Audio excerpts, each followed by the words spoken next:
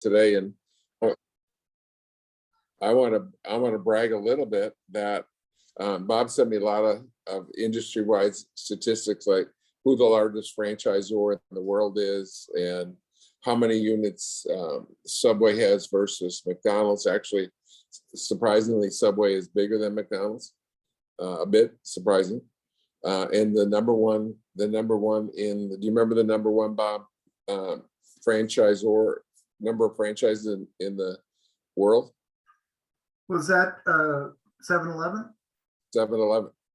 But I want to brag about one thing. There are, according to the statistics, there are 750,000 franchise locations in the world, or in the world, or the U.S.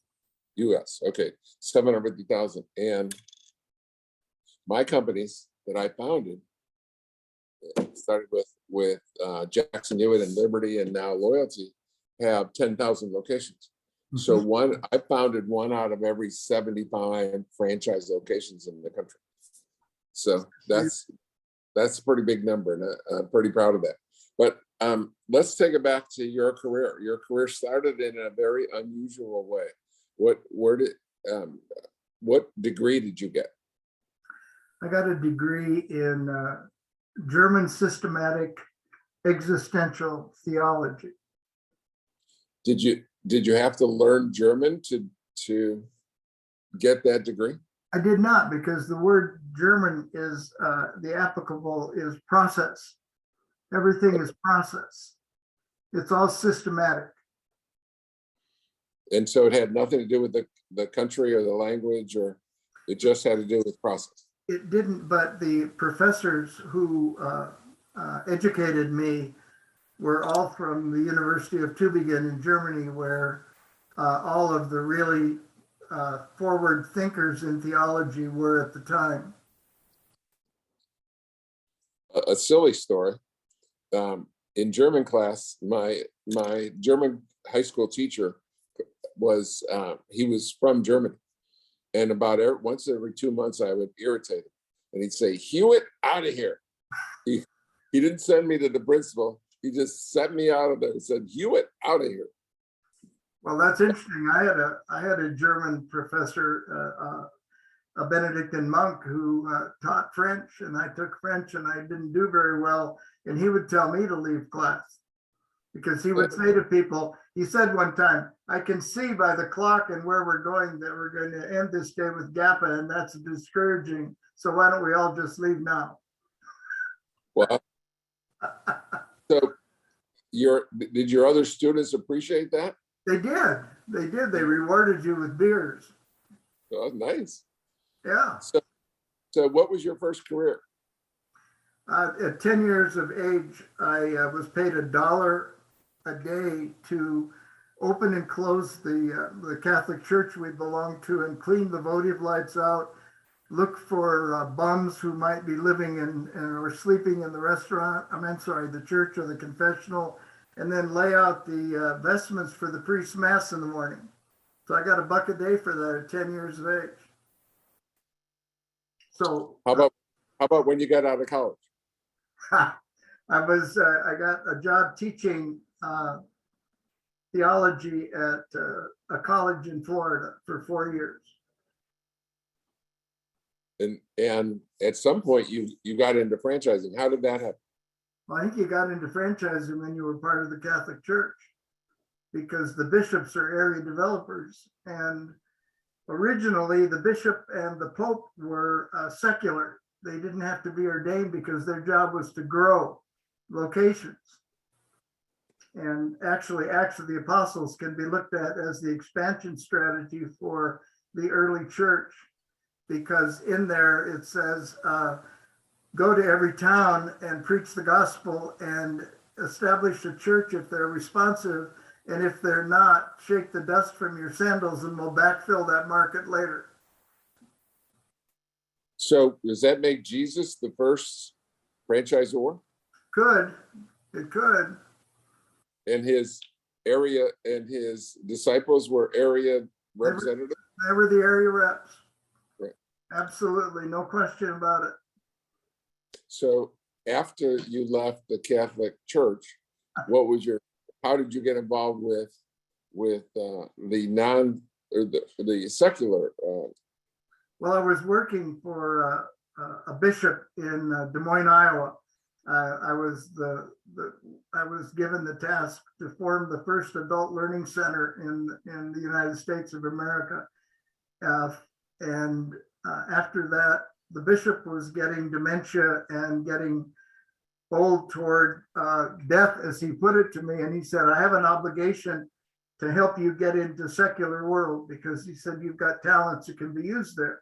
So he introduced me to a fellow who was pretty substantial in the Lutheran church. And he had a company that was a consulting company. His name was Joe Batten. And he got me an interview, and Joe hired me, and the rest is history. I worked there until I started management 2000. Did you?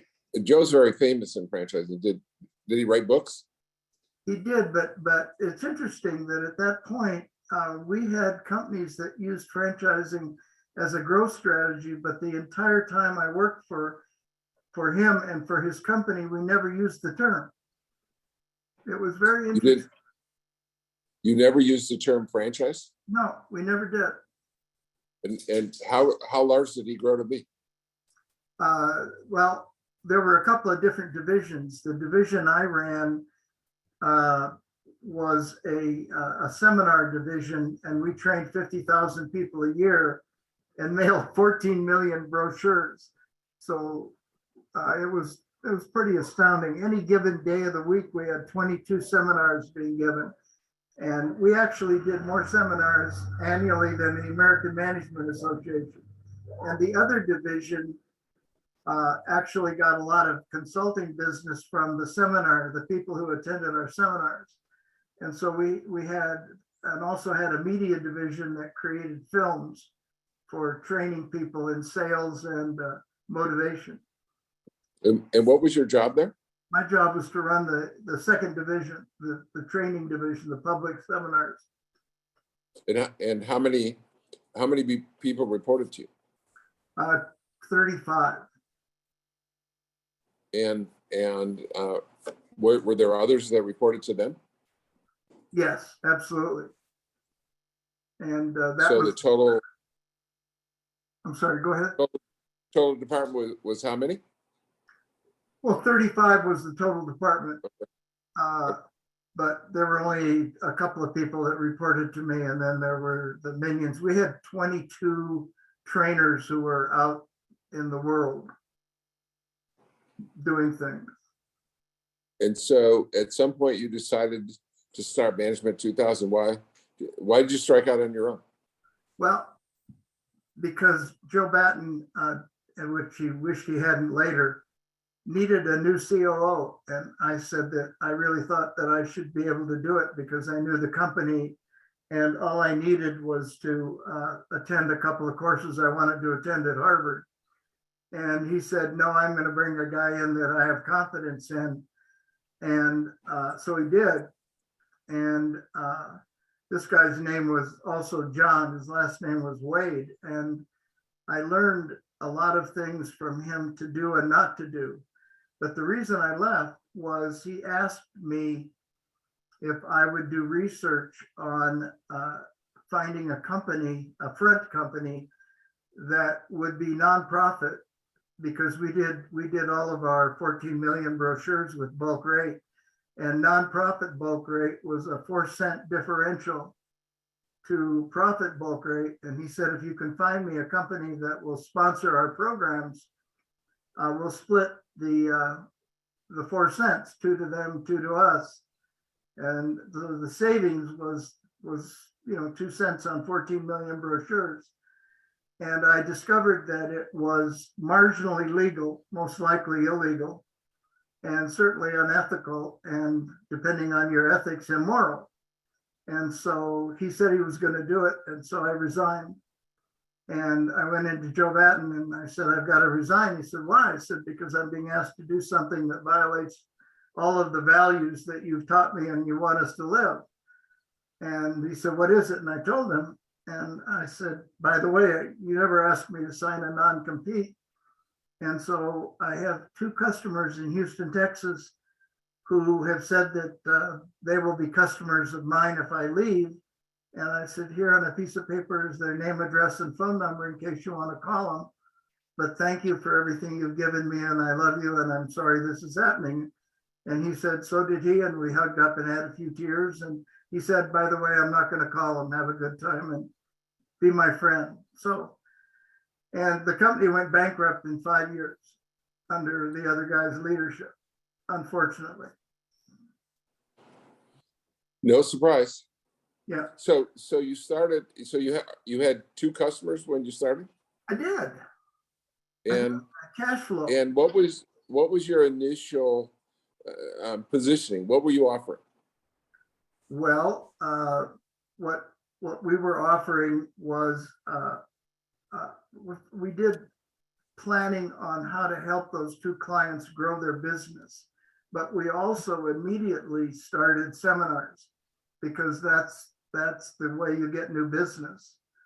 And it was in 1981, and we also needed to borrow money, and we borrowed $65,000 at prime plus 2, and prime was 21. And then, of course, a wonderful recession hit Houston and other places. And the year that we started the company, there were 21 pages of consultants in the Houston phone book with 3 columns on each page. And the following year, it went from 21 pages to 7. And at one point I had $75 left, and I decided that I either had to go have a nice dinner and get drunk or take an ad out in the Houston Business Journal. So I took an ad out in the Houston Business Journal for $70, and it said 3 days of free consulting. And from that, I got a phone call from a guy that became a very good friend who had a client, and he had a project that he wasn't quite able to do, and we were able to do it with him. And that ended up being in 1982, a $250,000 deal, and it saved us. So I like advertising. And did you give them 3 days?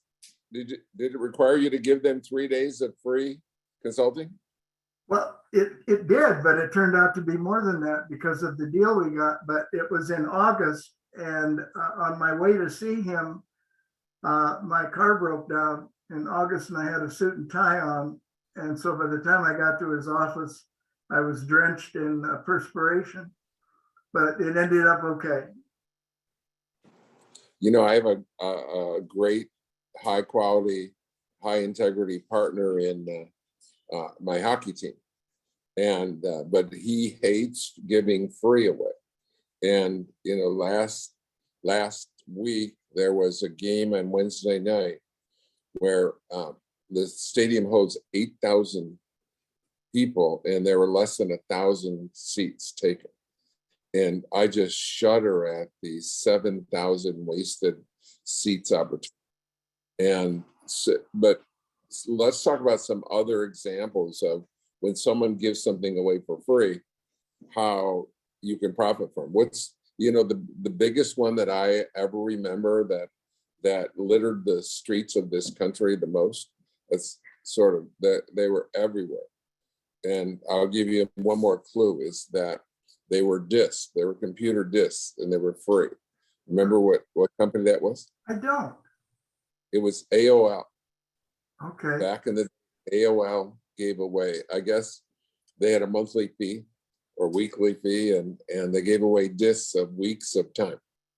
And they became a dominant player. It was, and eventually the head of AOL was headquartered in Northern Virginia, and he beat me out one year for Entrepreneur of the Year. But he was far, far bigger company, and they were sold for billions and billions of dollars. And they started out, everything was for free. But you know, the biggest story in the 21st century of someone that started for a free service? No, but I want to know. Well, Amazon was, I mean, they provide free shipping, free this, free that, Yeah. Amazon. So they didn't make a money for the first 15 years or something. And now they're one of the 10 or 20 most highest valued company in the United States.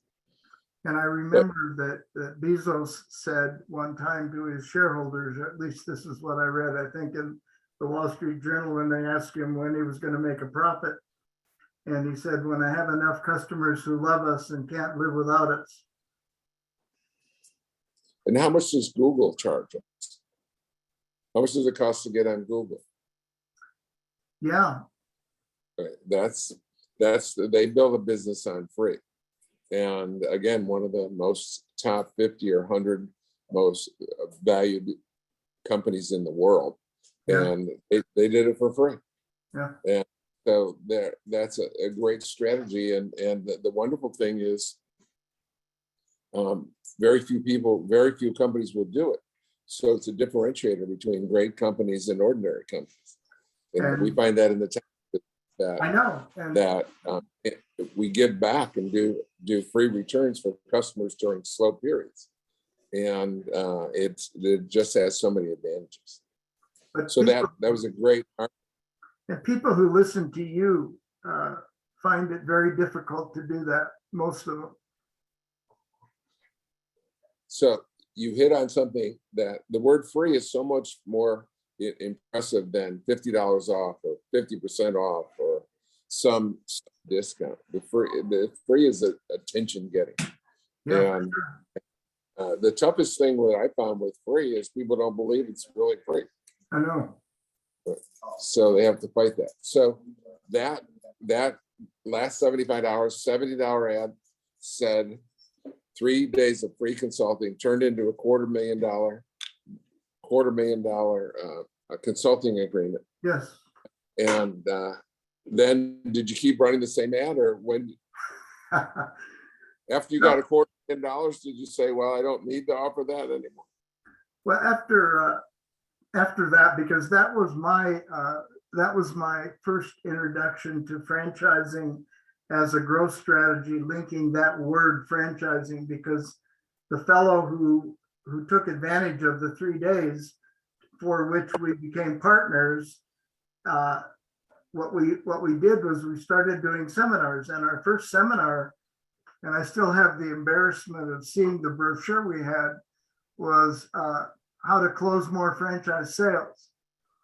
And our first client was Bell Canada, who wanted to franchise answering services, where they had live people answering the phone for you. And we hadn't developed the program. We'd only developed the brochure. And so we had to rather quickly develop the program because Bell Canada wanted it right away. So the two of us went to Canada and delivered that. And then we kept getting referrals from the marketing that we did for that program. And that launched Management 2000 Seminar Division. And then I did a survey of the CEOs and presidents that I could get the mailing list for of franchisors. And I discovered that the greatest needs that franchisors had, were selling franchises and field consultants training. And that was the two biggest needs. So those are the two seminars that we initially developed, and we did those up until right now, those two seminars, plus some others. But those became the way that we got additional business from consulting instead of seminars. And that's how the company developed.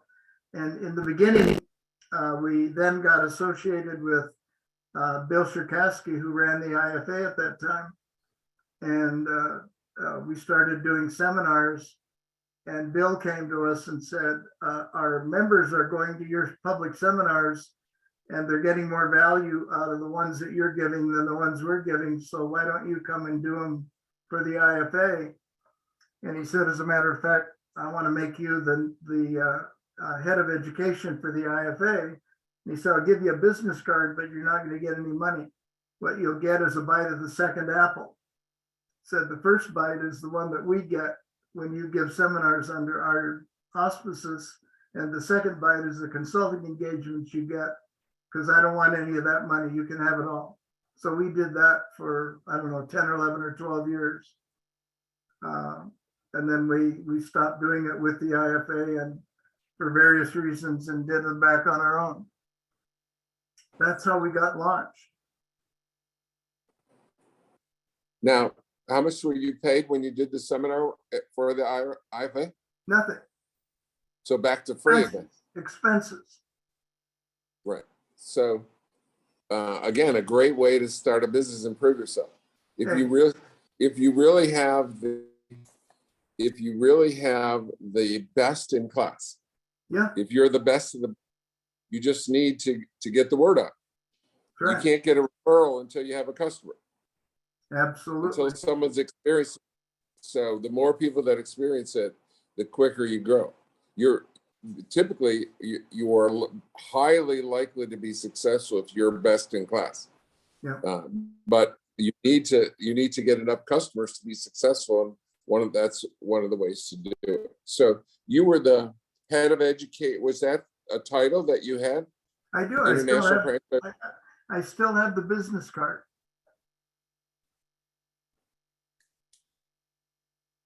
Title. Are you doing the same thing today? Do you know? I'm sorry, you froze for a second, John. Are they still doing that, the IFA? Doing what, John? Do they do free seminars and like they did when you were there? No, the seminars were not free. They made money from the seminars, and we got access to the clients that paid the IFA for the content that we gave. But then we got the opportunity to get consulting engagements. And eventually all of the seminars got put into the foundation. So how many companies in your career how many franchise companies have you consulted with? Over 1,600. And have you done any non-franchise companies? Very few. I just would say probably it's not worth mentioning. So you're like the godfather of franchising. No one, I don't know anyone else that's consulted with half of those, the number of companies. I think so, and I think what's really helped make that happen is I never take what worked somewhere else and automatically think it's going to work for another client. What we do is really work from principles that make something work, and we really do an assessment and help people customize what they need to grow, because everyone's a little bit different, and what worked at Wendy's is not going to work at Taco Bell necessarily. And then over the years, I decided that since very few franchisors could afford the McKinseys and the Boston Consulting Groups of the world, that I would study what those companies did with the Fortune 1000 companies. And that's where we came up with the 12 areas that really any company needs to pay attention to, but the two of them can be customized to franchising, and that would be acquiring new franchisees instead of acquiring new employees, and franchisor-franchisee relations instead of just a generic employee relations. But that was really helpful to figure out those 12 areas. So most unique franchise out of the over 1,600? Well, let's see if this qualifies as unique. There's a company called Unishippers, and they were formed by 4 Mormon guys who were leaders in their church. And they got together and they said, what can we do that could make us a lot of money and not cost much money? And so they said, what if we got an account with FedEx or UPS and we franchise that account number? Because if we had an account, the company FedEx or UPS would give us all the materials. All we have to do is go out and find new franchisees who would share in that account number. And then they said we find out what the least expensive cost would be and what the most expensive cost would be for the one-time user and their best customer. And we would charge a price that would be somewhere in between, and we'd get the best price for the highest users. And then we charge a little bit more and split it with our franchisees. And so they did that. And they franchised an account number. They had no cost of goods. And they finally got purchased by DSL after about 15 years for multi-millions of dollars for franchising an account number. And it was with both of them or just with one of them? No, all four of them formed the company that did that. No, And they what I used- meant, did they use both UPS and FedEx? No, they Or used just one of them. They're just one of them. And the company didn't have a problem with that. UPS or FedEx They loved didn't it. have. They loved it. It was more business, more revenue. They had no problem with it. Well, it seems to me that that's easily replicable, Yeah, right? Why couldn't you and I pick a number and do the same thing? we could. Nothing You stopped know, us. you know if they're still in business today? They are, but as I say, DSL bought them. Okay. So I don't know if they're still in business, John, as Unishippers, but that would be easy to find out. I haven't talked to one of them in maybe 5 years or so. That's a pretty simple concept. Really, it really is. And you mentioned earlier when we talked about Kangaroo Express. Tell me about Kangaroo Express. Kangaroo Express is another one of these innovative ideas. So this fellow called me one day and he said, I'm burned out and I have a seat on the New York Stock Exchange. And when I sell it, I'm going to have a fair amount of money to invest. And he said, I'm going to go live in Aspen. And the logo for Kangaroo Express was a guy in a lawn chair relaxing. Because what he did was he said, here's what I want to do. I want to make 2-day in small towns in Colorado and the surrounding states. I'm going to have my own airplanes. And what I'm going to do for those small towns is create a 1-day FedEx rather than 2-day, which it is right now. Because right now the small towns have to put everything together and take it to a town where FedEx is, and that's a 2-day deal. And he said, I'm going to turn a 2-day deal into a 1-day deal. And so we developed a franchise with him where he would franchise the airplane that would go to the small towns or the trucks. And they would bring the trucks to his airport and his airplane and fly it to Denver and turn it into a 1-day event. And then he would pick up the package, and instead of taking 2 days to deliver it, it was 1 day using his plane and his trucks. And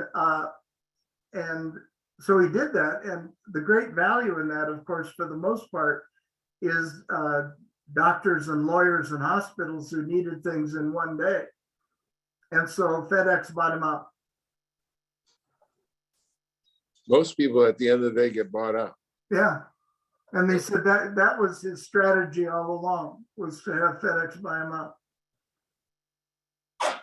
Now let's talk about, I get asked this question a lot, of course, as a franchisor for 52 years, about what does it take to have a franchise system?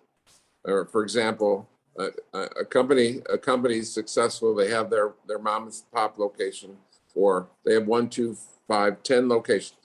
And they want to know, can we franchise? What are the things that, as a consultant, you would look for to say they have to have these ingredients? If there's top 5, top 10, what are the key things they have to have a franchise system? Well, I would say that personally first and then structurally. Personally, they cannot be control freaks. Number one, because franchising is the ultimate form of delegation. And what they're delegating is to somebody else is a commitment to develop the brand, a commitment to implement fully and completely the operating system, and then the ability where necessary to come in and support and realign the franchisee with their commitment to the brand and the operating system, which the brand and the operating system are designed to create, as you and I both know and appreciate, loyal, frequent user customers, or as you put it, fanatical fans. So what they have to do is be concerned about creating, and again, I'm going to use your terms, happy, successful franchisees who are able to understand that following the business model is better than making innovations to it without permission or without testing it. So what I've found is that most entrepreneurs that we worked with, and we've helped about 64 companies franchise, is that they didn't have experience like you did in corporate America. And so they come to franchising a bit unaware, and that unawareness creates dysfunctionality in putting together an operating system between the franchisor and the franchisee. And that dysfunctionality creates other issues that actually impedes growth. And so we spend a lot of time with our clients that we help franchise, helping them understand the value of organization, because they usually don't have it. Very few people like you worked for Block or a company that had structure, so you could appreciate it. Most of the people would start a restaurant and then say they want to franchise it. They didn't know the difference between leadership and operations. And so they were always getting involved with their franchisees in inappropriate ways that created hostility with the with the franchisor and the franchisee. And there are lots of stories, unfortunately, where we were asked to go in and help resolve some of those difficult situations between franchisees and franchisors, some of which resulted in class action lawsuits if you weren't careful.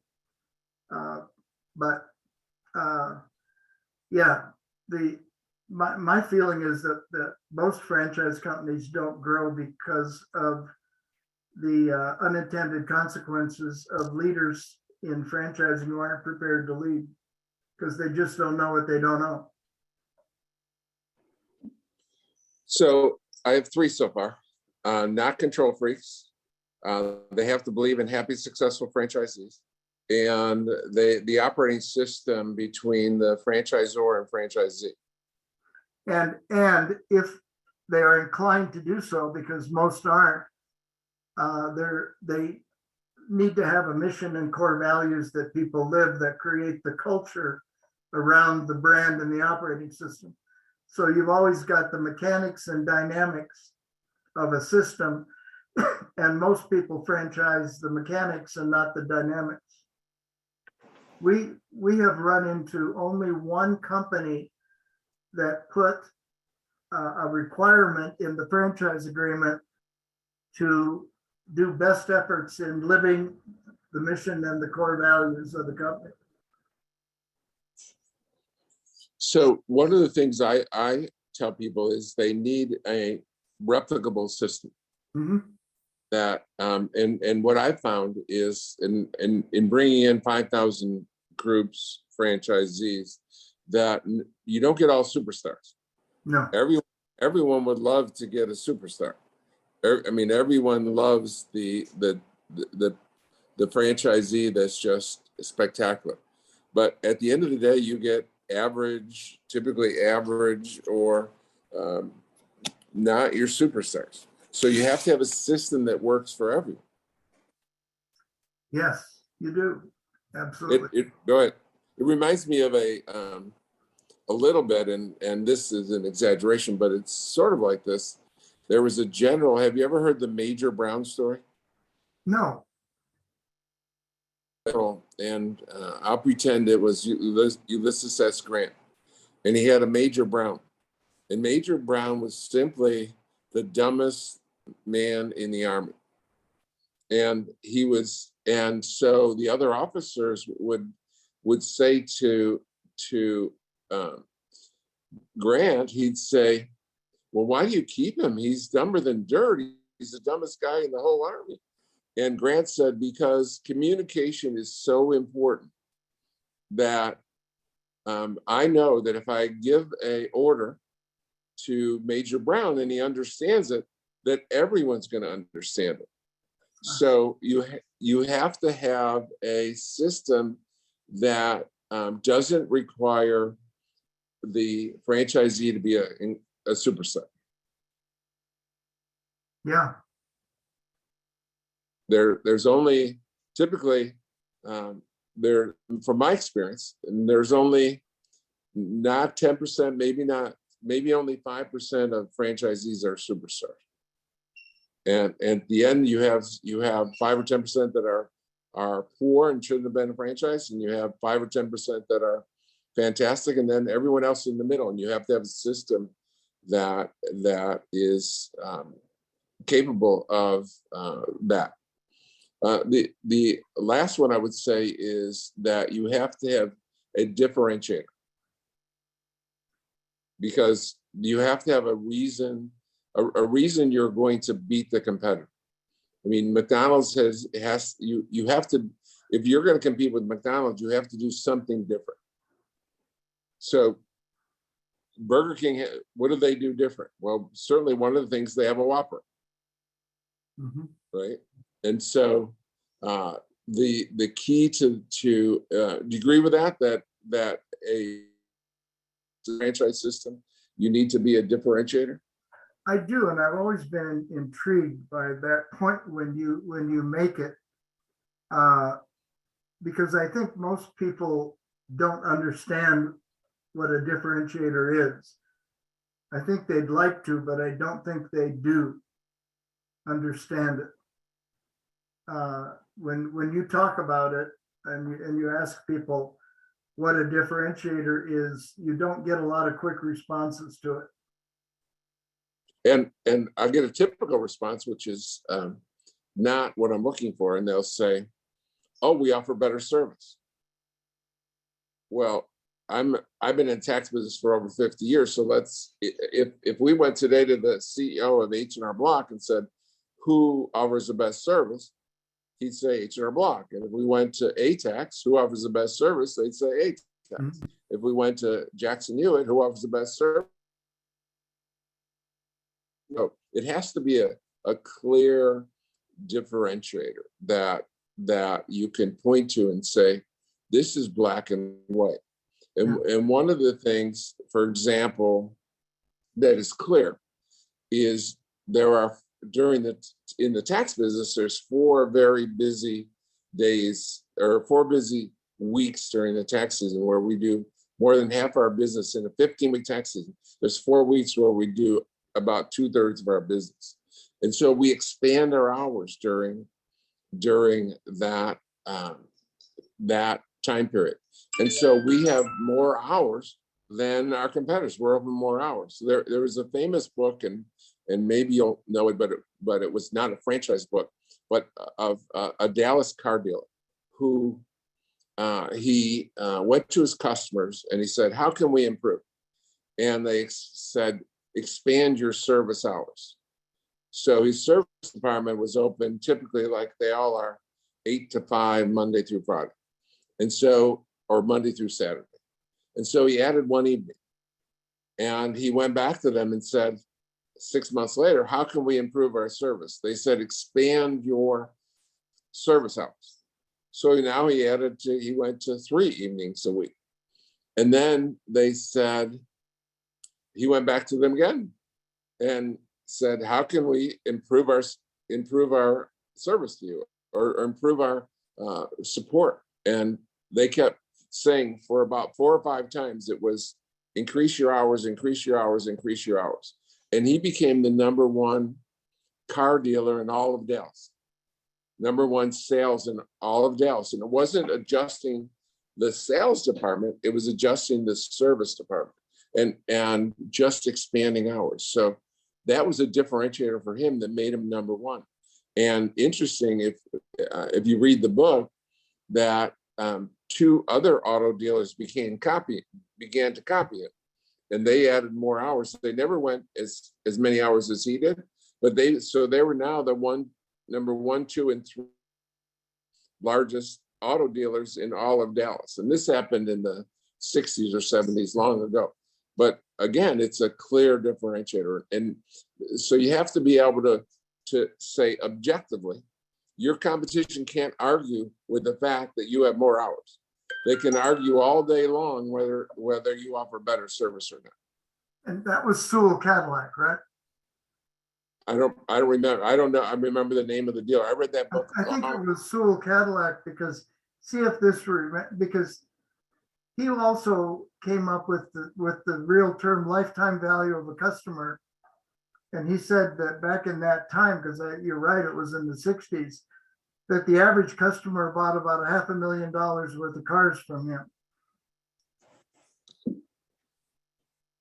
And that was because of the things that he did, like you mentioned.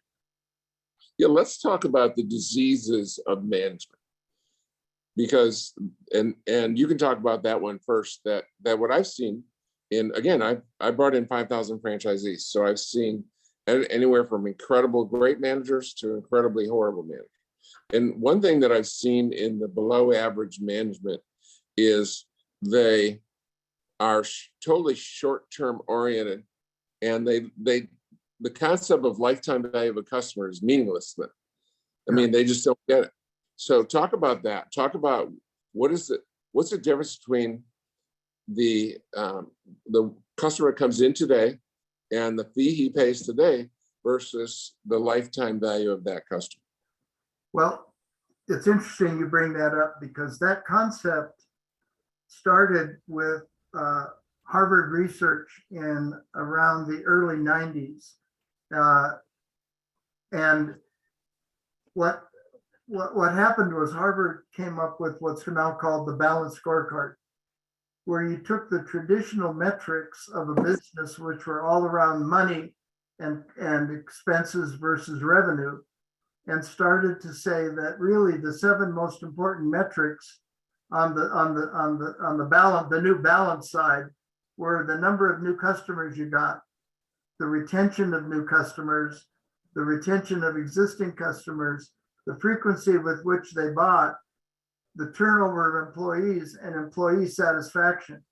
And so Harvard started talking about the lifetime value of a customer around those seven metrics. And those 7 metrics became predictive analytics that you could track almost daily if you had the right software. Whereas the left side of the balanced scorecard, the traditional metrics, you didn't get, if you were lucky, 30, 60, 90 days after they occurred.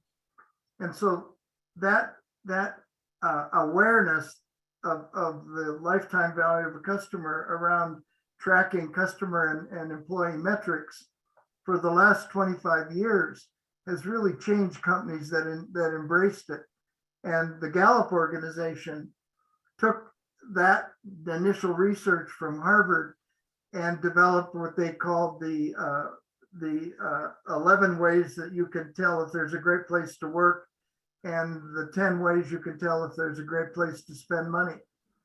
And so people who have 21st century companies are paying a lot of attention to the customer, because as Drucker pointed out a long time ago, it's the only place revenue comes from. And so why track revenue if you aren't tracking the customers who give it to you? Yeah, and I've heard the buzz terms of the last 20 years about enhancing shareholder value. Yes, A lot of CEOs say that's my job, is to enhance shareholder value. But my opinion is that's nonsense. That without enhancing customer service, without increasing customer exceeding customers' expectations, you have no need for shareholders. You have no need for officers. You have no need for directors.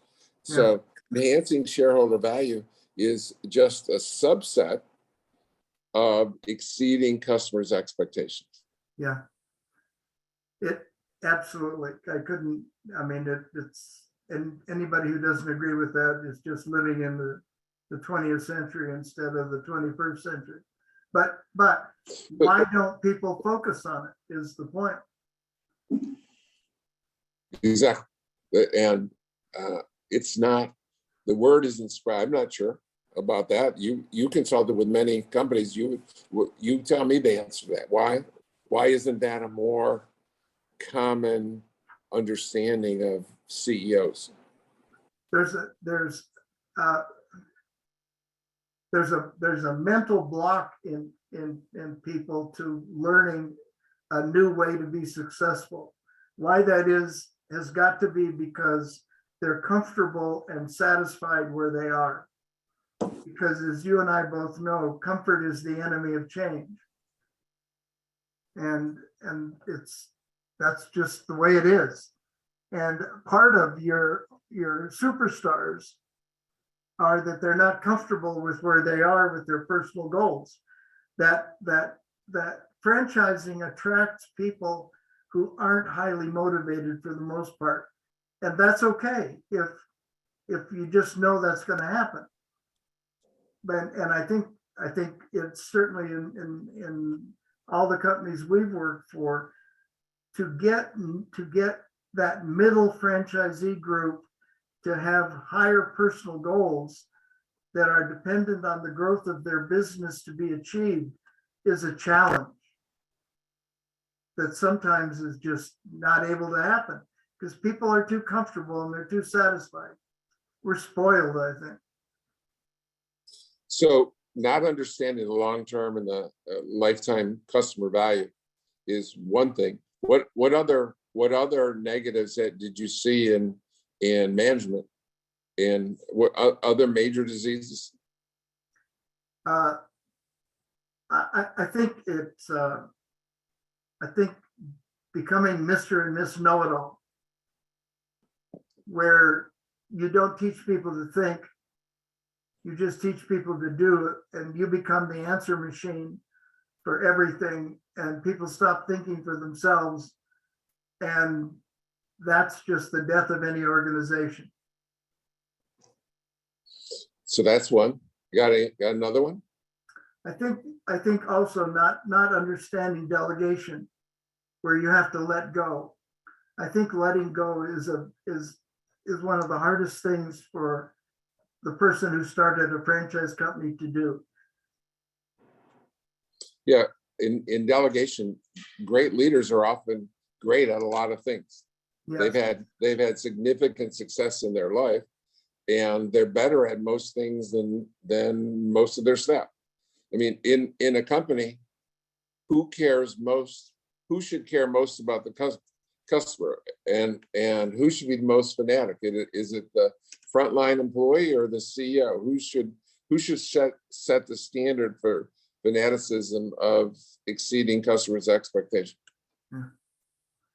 Where does it start? It starts CEO, right? That's right. And John, I think that the way that most franchisors get started by the person who started it, they got started by telling people what to do. And the language of that, because they're so busy sometimes, the language is, no, that wouldn't work. No, that doesn't work. No, we tried that. No. And when they carry that into a franchise system, people just get tired of it. and they don't know how to talk to people that help people grow and appreciate. And one of the things that very few franchisors do is show gratitude and appreciation for their franchisees and the hard work that they put in, regardless of how much results they have or don't have. They don't show gratitude and appreciation. And emotional currency is still very, very important to motivation. You know, I tried to do a mathematical calculation. I've never heard anyone else try to do this. Maybe you have done it, but I try to say, what is the value of when I was with Jackson Hewitt 25 years ago, I said, what's the value of a franchisee? Let's put a mathematical value on it. And so have you ever tried to do that? Put it into financial. Each franchisee is worth X number of dollars on average. Mm-hmm. Have you tried that? Yes. Okay. So my number is going to be different than, I don't think we've talked about it. So my number is going to be different than your number. Do you remember a number? Well, I got to give you an example. Okay.